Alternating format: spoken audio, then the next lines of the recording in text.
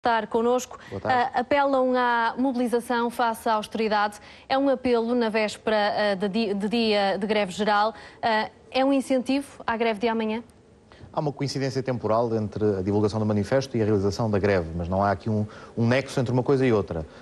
O âmbito desta intervenção é mais vasto, ou seja, um conjunto de pessoas com percurso na área da esquerda democrática e que olha com grande preocupação para a situação atual em Portugal e na Europa e, efetivamente, coloca a tónica também na dimensão do envolvimento dos cidadãos na ultrapassagem das dificuldades. Não podemos ser só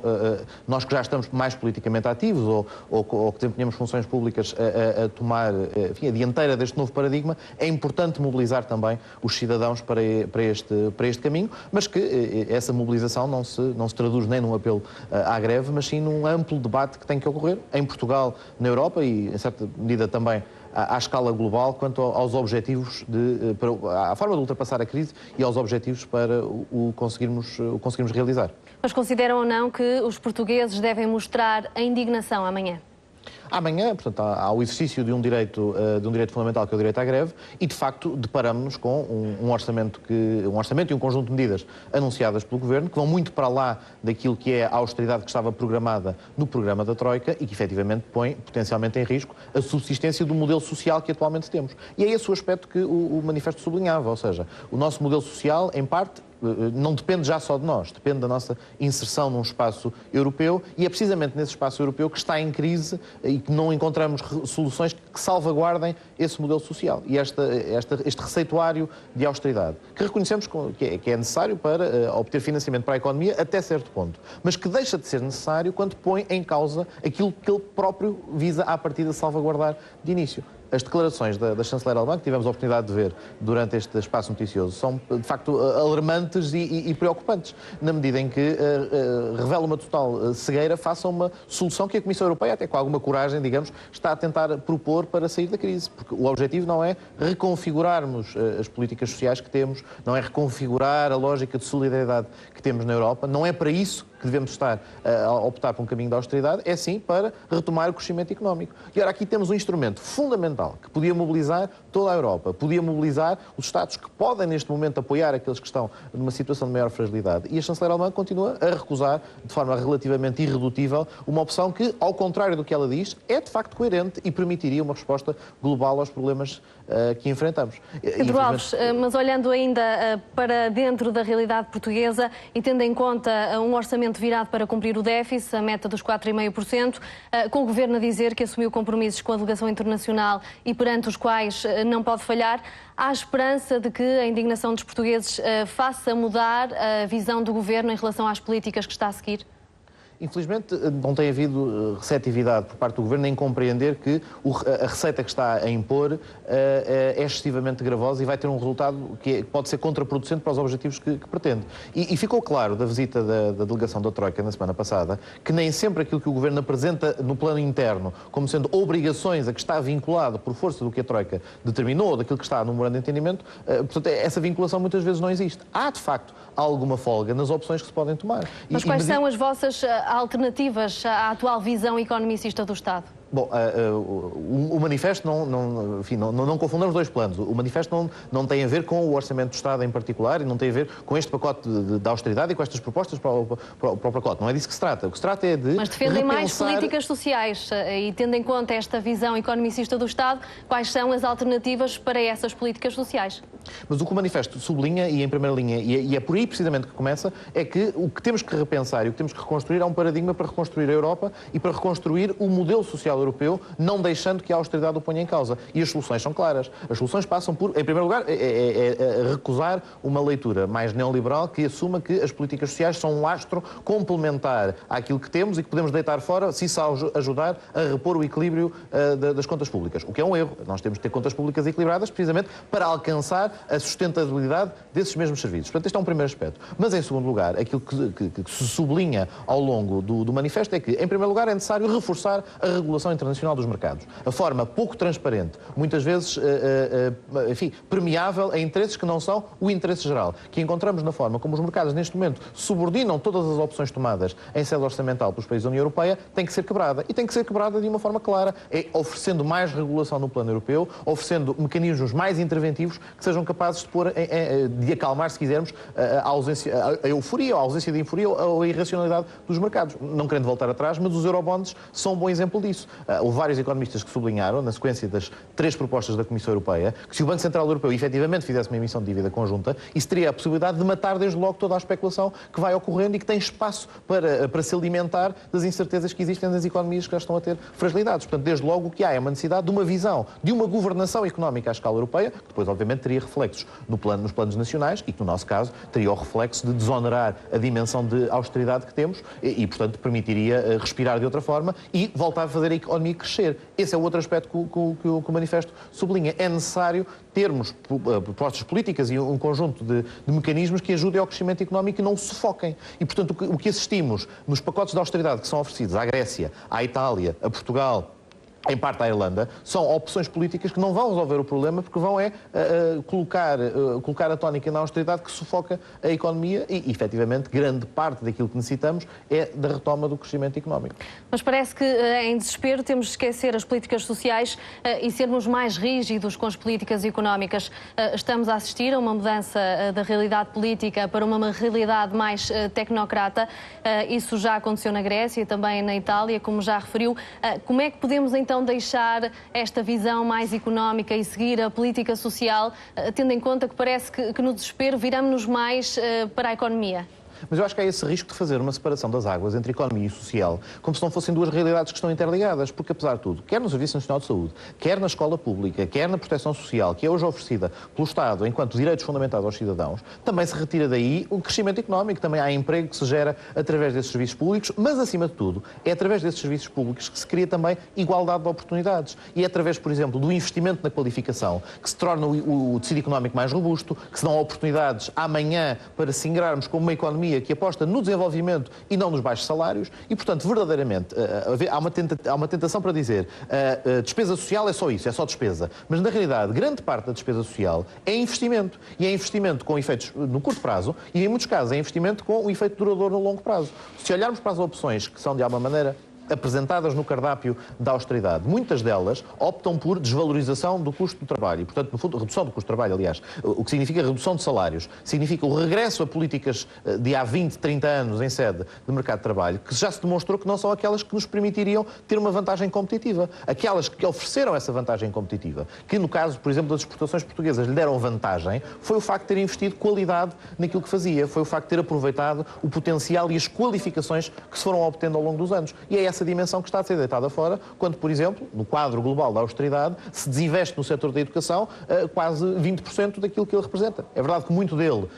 diz respeito ao 13º e ao 14º mês, nesse corte orçamental, mas há uma série de despesas no investimento e na investigação científica que representam um recuo cuja fatura não chegará no próximo ano, quando as instituições não tiverem a possibilidade de financiar os seus projetos, mas pagar-se-ão daqui a 10, daqui a 20 anos, quando uma geração que podia ter tido oportunidades em Portugal de se qualificar não a teve e quando o nosso tecido empresarial necessitar dessas pessoas qualificadas e terá que recorrer a quadros que não foram formados em Portugal. Portanto, verdadeiramente,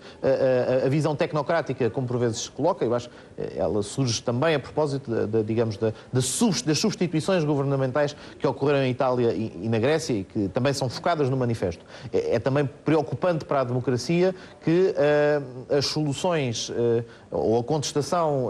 às medidas, quando chegam a um determinado nível, ou no caso da Grécia, quando se propõe a consulta popular para a validação das soluções, que a resposta seja uma rápida substituição do governo por alguém que está disposto a executar com firmeza o pacote de austeridade. Portanto, isso de uma perspectiva, não é de uma perspectiva da forma. Da forma, as substituições dos governos fizeram-se com o puro respeito pelas respectivas constituições. Mas no plano da legitimidade política, dos cidadãos se reverem naquilo que são essas opções e de sentirem que os seus representantes estão efetivamente a representá-los, aí sim, de facto, enfrentamos uma dificuldade e daí o manifesto sublinhar a responsabilidade individual também de cada cidadão, enfim, faz um apelo mais vocacionado para, digamos, para aqueles que sentem os valores da esquerda de uma forma mais próxima, porque esse é o espaço ideológico de quem subscreveu o manifesto, mas, para além disso, mobilizar aqueles que acreditam no Estado Social, no modelo social, a afirmarem as suas convicções e a fazerem passar a mensagem, enfim, já me perguntou isso 2 vezes, mas eu digo agora com bastante clareza, tornarem visível que há um amplo espectro da população que não se revê neste caminho e que olha para o fim do túnel da austeridade, não vê a luz, não vê um rumo, não vê um objetivo que seja válido. Estão preocupados com o Serviço Nacional de Saúde, com o desemprego e também com a política das privatizações. É ou não verdade que temos de dar um passo atrás para depois darmos 2 passos à frente, como diz Pedro Passos Coelho? Pedro Passos Coelho, enfim, essa é uma alusão interessante porque indiretamente está a citar uma frase do Lenin a propósito da nova política económica. Enfim, foi o momento em que a União Soviética, enfim, recorreu ao capitalismo para ultrapassar as dificuldades iniciais. Portanto, não deixa de ser pelo menos de assinalar a metáfora do Primeiro-Ministro passar por aí. Mas não é isso que o atual, pelo menos agora falando no plano nacional, no plano interno, não é isso que o Primeiro-Ministro referiu na campanha eleitoral e também não tem sido essa a prática que tem abordado. Ou seja, os 2 passos atrás para dar um passo em frente, eu penso que o Primeiro-Ministro está a dar 2 passos atrás porque entende que deve dar 2 passos atrás, porque acha que o Estado é grande demais, porque acha que o Estado não deve ter um peso tão grande na prestação de serviços públicos e, portanto, ideologicamente, o atual governo de coligação tem uma abordagem, enfim, de certa maneira é de saudar pela coragem, como o diz publicamente e como assume essa opção ideológica mais liberal, mas, obviamente, hoje falar em 2 passos atrás e 1 passo à frente é, no fundo, estar a enganar um bocadinho quanto às intenções com que vem a jogo, porque verdadeiramente o que pretende é dar 2, 3 ou 4 ou 5 passos atrás. No entendimento do Primeiro-Ministro, seguramente não serão passos atrás, mas no meu e no de muitos portugueses o entendimento é esse, porque esse rumo, nos países onde foi testado, não funcionou. E não só não funcionou aí, como até contribuiu para gerar a crise com a qual nos deparamos hoje, em que menos intervenção do Estado e menos rede de proteção social acabou por levar, digamos, à desagregação dos projetos políticos, neste caso o projeto político que o sustentava. Mas, e respondendo à pergunta, muitas das opções que são tomadas de uma forma, enfim, que tornam irreversível aquilo que, na lógica dessa frase do Primeiro-Ministro, seria apenas transitório, porque ao mesmo tempo que se corta o 13º e o 14º mês, pouco depois há logo uma conferência de imprensa do Ministro das Finanças em que alude a um eventual prolongamento no tempo dessa mesma opção. E depois temos também intervenções do Primeiro-Ministro a dizer que não seria desaconselhável diluir o 13º e 14º mês ao longo dos restantes dos salários ao longo do resto do ano. Como que dando a entender, como que sublinhando que o caminho, muito provavelmente, vai passar por, digamos, a eternização dessas opções políticas. Portanto, se por um lado há um sinal como o de hoje, ou como as referências ao caráter transitório de muitas destas medidas, depois surgem logo outros sinais, até bastante mais claros, mas que apontam no sentido inverso, que se está a caminhar numa irreversibilidade de muitas dessas opções. Portanto,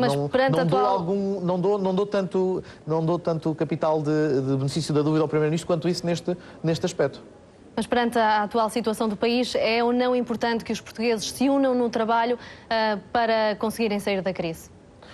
Eu acho que os portugueses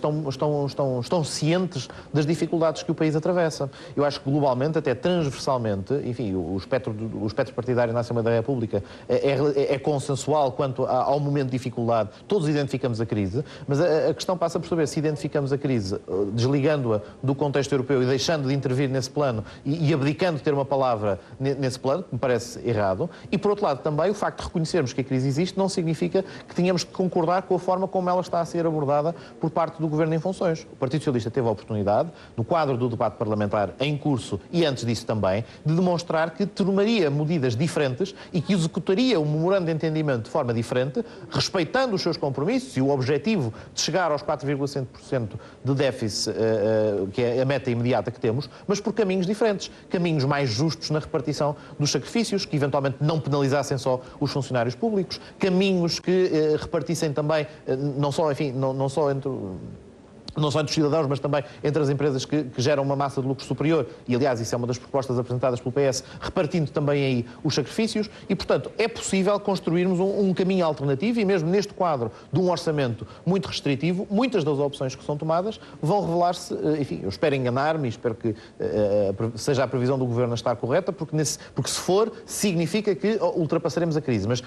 tenho verdadeiras dúvidas que assim seja, e acho efetivamente que o caminho que atravessamos nesta forma como vamos executar o orçamento, vai trazer mais dificuldades do que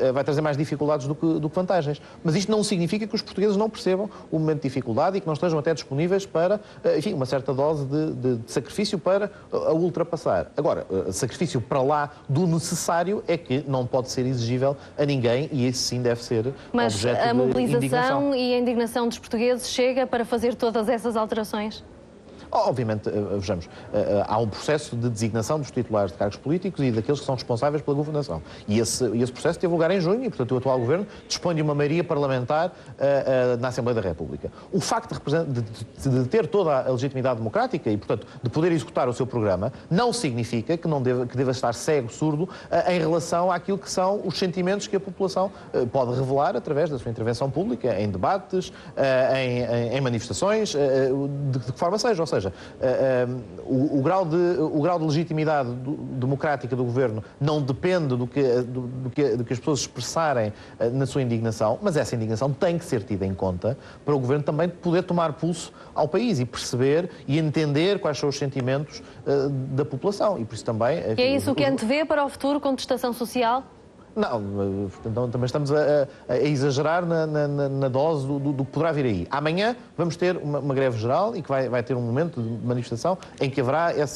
a assunção dessa indignação e das causas que levaram as pessoas a fazer a greve.